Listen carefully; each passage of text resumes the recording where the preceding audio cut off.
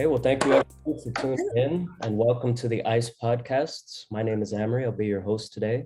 And joining us, we have guest speakers, Laura of AmaeLosCristianos and Laudito, aka Ito. So just before we get into today's conversation of audio compression, frequencies, and beat licensing, let's hear from our guests first, where they're from, what they do in the industry, and kind of how they receive their passion for music. So Ito, if you could start us off. Yeah, absolutely. So I go by my stage name Laudito, born and raised in the Bronx, New York. Lived most of my life in Newark, New Jersey. I got into music starting out as a producer. I started producing for artists in my college, in my university, at William-Patterson University that I went to. And went to school for music technology to study electronic composition, audio engineering, and then I got my bachelor's in the study of popular music and music business. And after I left college, I pretty much just, branched out into the world, tried to get involved into as many spaces in the industry as possible, which essentially led me to do a lot more songwriting, and then eventually led to me becoming my own artist, and producing and writing for myself, composing, also producing and songwriting for other artists within the Latin space, which is my specialty. I'm a Latin pop artist, and I do music in both Spanish and English, and Spanglish, if you want to count that as a language. And yeah, just recently got signed to Epidemic Sounds, which is a global label based out in Stockholm, Sweden, where they basically give me the freedom to be an artist, produce, collaborate with other artists around the world, from Korea to South America to here in the States. And it's been great. And I've just been following the artist path and, writing my own music and trying to get as much of myself out there and my sound out there as much as possible within the Latin space. And I think that's it. That's pretty much a good run. Hey, well, congratulations on getting signed and branching out into the worldwide sphere.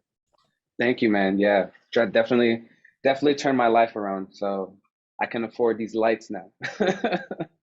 So in today's podcast, we're going to be doing a Mythbusters, or sort of industry talk that's of topics that a lot of people don't know about. Y Laura, si te puede introducirte en español si quieres. Hoy el podcast va a estar en inglés y español con fusión.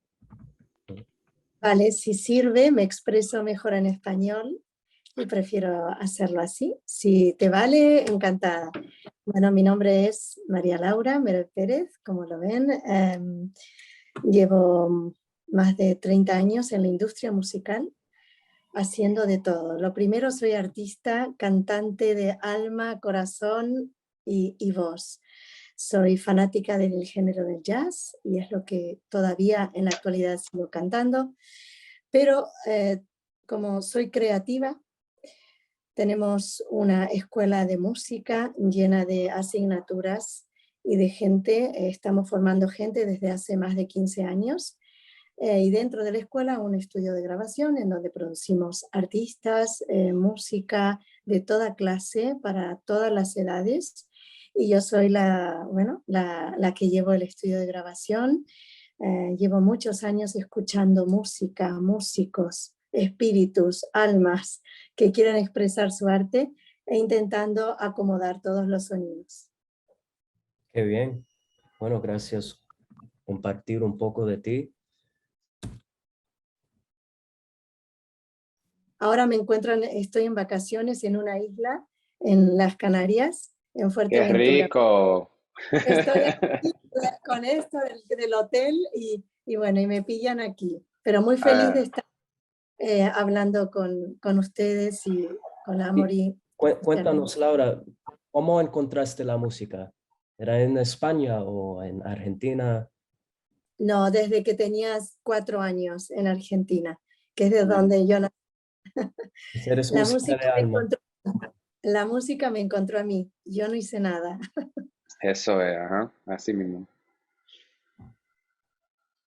So for the first topic, Ito, this one's going to be directed towards you, and that is in regard to beat licensing. So this is a fairly new trend within the industry we found, especially when the DSPs first came around in 2000. But it may be a cause for monotonous music within the industry. Back in the day, songs were so different, and it started with producer tags, then samples, to the point now where producers are actually licensing out the same beat to various artists. So wanted to get your take on how that may be impacting the industry. I'm sure there's pros to the same song being licensed out to multiple producers, but how do you see the effect on the audience themselves? You believe it's a cause for a monotonous industry, or do you see benefits in doing that? It can become monotonous. I think that with beat licensing, I think it's really all about the relationship with the producer. I think that if, because nowadays with beat licensing, you can put it on a website, and now there's like multiple like different tiers of how you would basically purchase, license a beat, or you can lease a beat, for example. Well, a lot of for me, growing up and growing up in the industry and getting to know about like production and everything, what normally people do when they start is they lease a beat, for example. And with leasing a beat, you get to basically use it for a certain amount of streams. You get to use it for a certain amount of time. It's not like leasing a car. You use it for a certain amount of miles, and then once you're done with that, then you have to do a releasing, or kind of the same concept. With beat licensing, I think the thing is that not a lot of people are very much educated in the idea of a copyright for a beat.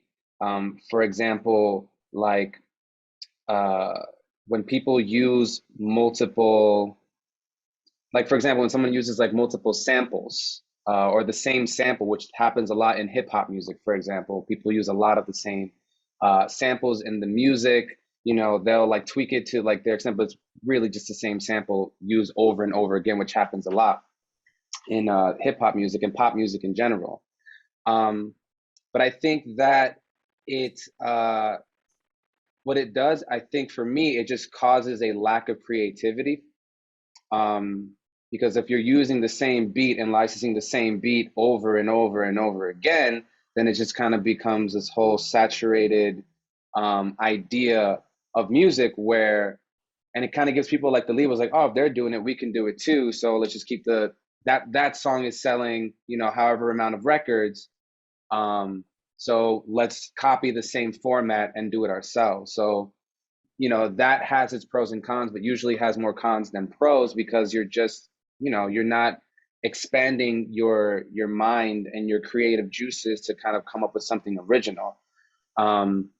With beat licensing, I think people just need to understand the idea of scarcity, and they need to understand that if you're going to license a beat that you want to keep for yourself and you want to sell and you want to do all these things, you have to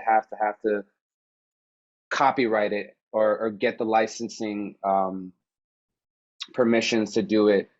And you got to pay the money. You got to pay your dues in order to get, to get that specific beat license. So, it's really about education. It's like how well do you know about the licensing? How well you know, and the relationship you have with the person that you're licensing the beat from plays a big part of it as well.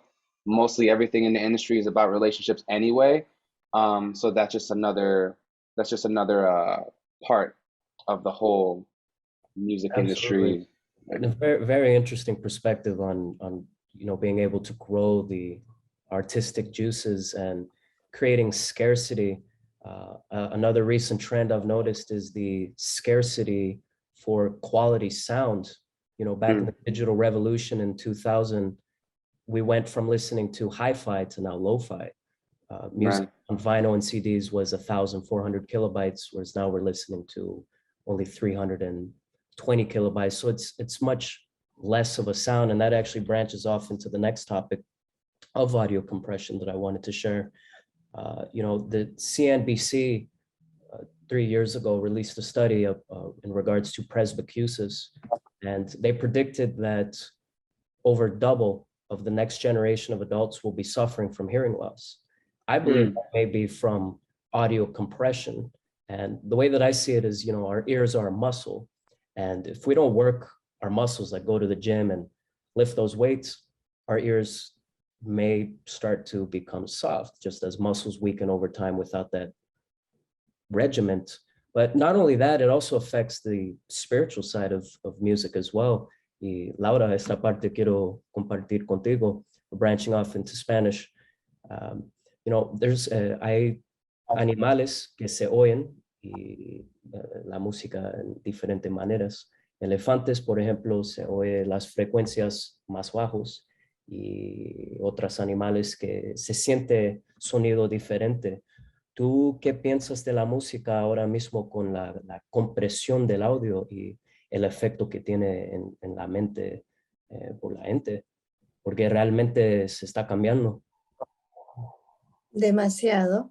Yo pienso que la industria debería de relajarse un poco en cuanto a la compresión y a la antinaturalidad del sonido. Creo que deberíamos volver al sonido más puro,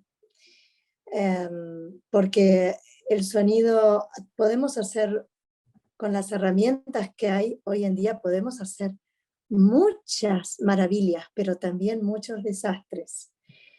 Y entonces la tendencia es desconectar el alma de la música y el alma del músico, del productor, del que produce esa creación, desconectarla del alma verdadera. Entonces, ¿qué se produce?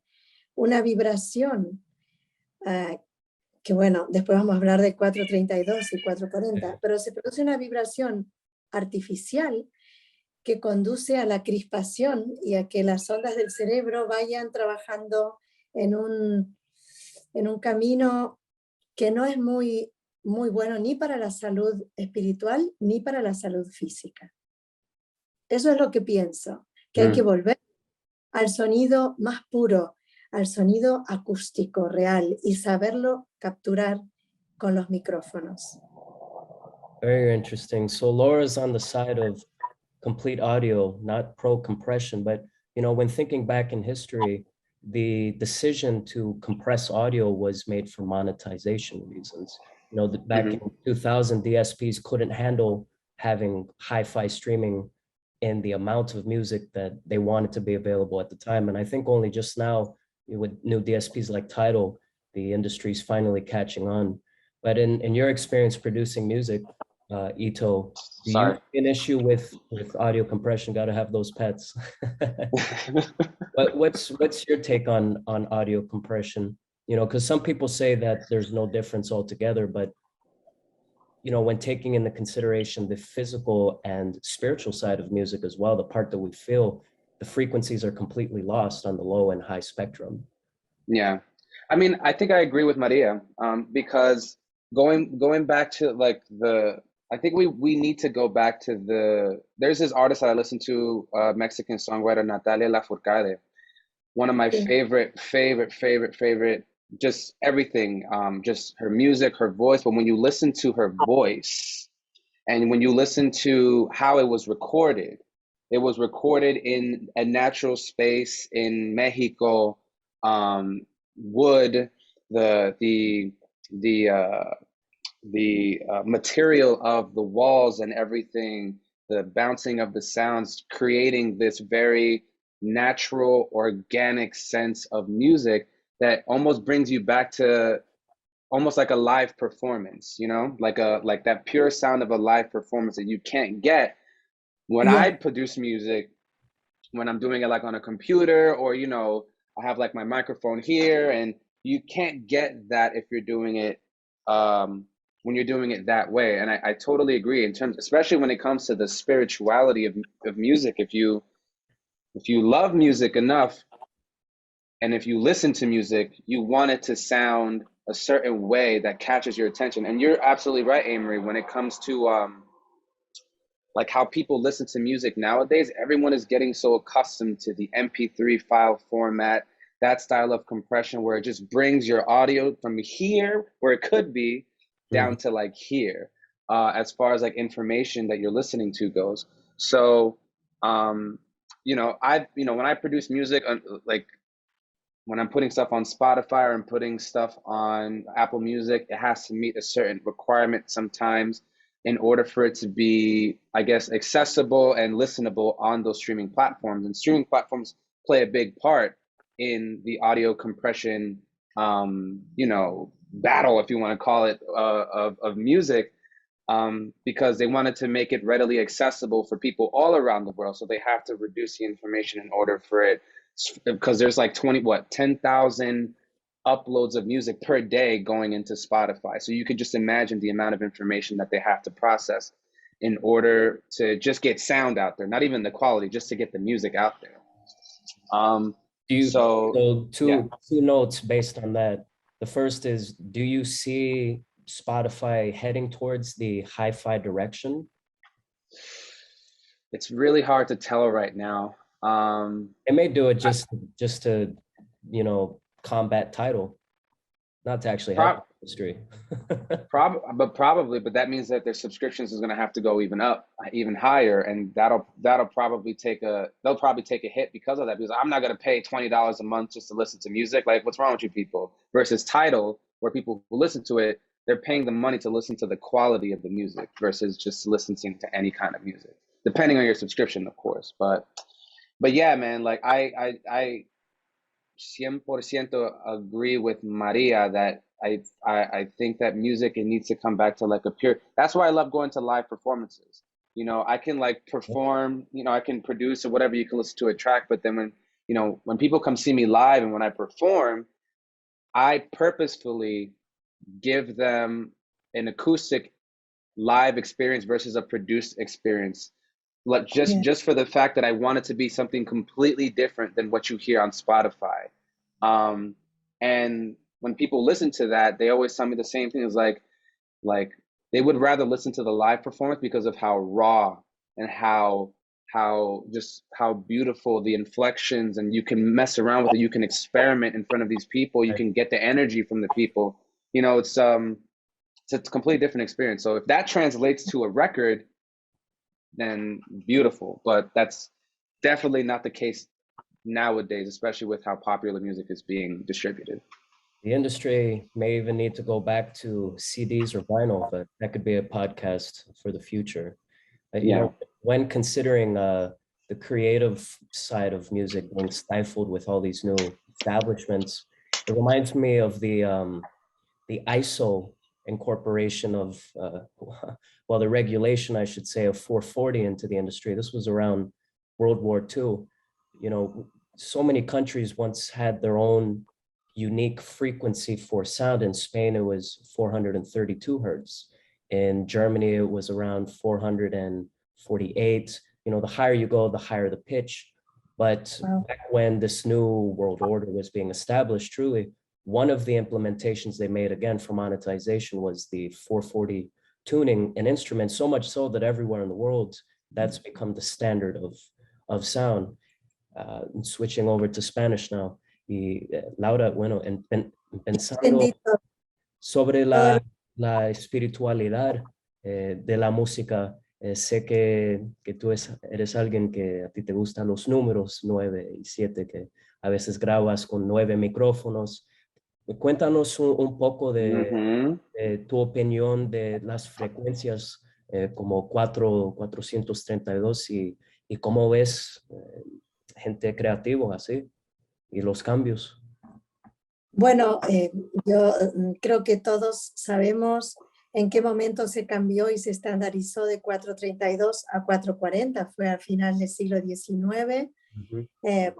Bueno, hay diferentes creencias de esto, de por qué se hizo y quién lo hizo. Yo creo en la que creo y creo que fue para el control mejor de las masas, de las personas, creando un estado de falta de conciencia o un estado de conciencia un poquito más bajo, al tener sonidos más crispantes y que no coinciden con la vibración natural del organismo. Entonces, eso produce más manejabilidad de las personas. Entonces, yo estoy en contra de todo eso. No me gusta. Entonces, ¿tú crees que hay una diferencia? ¿Se nota? Sí, hay una diferencia notable. Inclusive, a ver, la frecuencia 432 es un poco más relajada, coincide con la vibración de las ondas cerebrales, coincide hasta con la vibración del sonido de los delfines, bueno, de la naturaleza. Hay gente que dice que no, pero bueno, siempre está el que está en contra porque le conviene que todo esté estándar para vender más instrumentos, para que vaya todo así como en un régimen militar y que nadie diga nada. Pero en verdad es hasta una frecuencia sanadora la de 432, porque ayuda a armonizar el cuerpo, la vibración con el universo. Es muy profundo, no se puede hablar de esto, pero creo que ustedes me han entendido. Sí. Y pienso que, claro, ahora como está estandarizado en 440, el mismo Amory, cuando viniste a grabar al estudio, empezamos grabando en 432 y acabamos por exigencias de velocidades grabando en 440. Y yo no me olvido de eso. Pero pienso que ahora más que nunca deberíamos de volver al 432 porque ahora estamos todos más despiertos, entendemos más cómo funciona todo, entonces deberíamos crear una vibración general, universal, natural, ¿Y orgánica. ¿Y tú crees que hay géneros que suenan mejor con el 432? Por ejemplo, el flamenco, el tango. O... Bueno, por ejemplo, Paco de Lucía, el gran... Él estaba en una organización de volver al 432, porque hasta el mismo Giuseppe Verdi, ese compositor italiano tan maravilloso, él quería también que para los cantantes, porque él no soportaba los agudos de los cantantes en 440, era como que le rompía la cabeza. De hecho, el violín Stradivarius está afinado, está construido para funcionar en 432, que es el sonido más exquisito que se pueda encontrar en el mundo. Un violín Stradivarius sonando en 432. Interesante. ¿Y los movimientos todavía están vivos en España? El 432. Sí, hay otras, ahora no recuerdo los nombres, pero hay gente que continuó porque Paco de Lucía falleció, pero sí, que hay gente del mundo del flamenco, del mundo del tango seguramente también habrá, pero imagínate del mundo del flamenco, que ellos son, ¿sabes? Pero ellos buscan expresar con su voz el dolor más profundo. Entonces creo que tiene mucho que ver con la sabiduría musical. Qué bien. Bueno, nosotros lo vamos a traer en vuelta. We are the ones to bring it back and do the change. Amen. Very interesting. We're gonna try.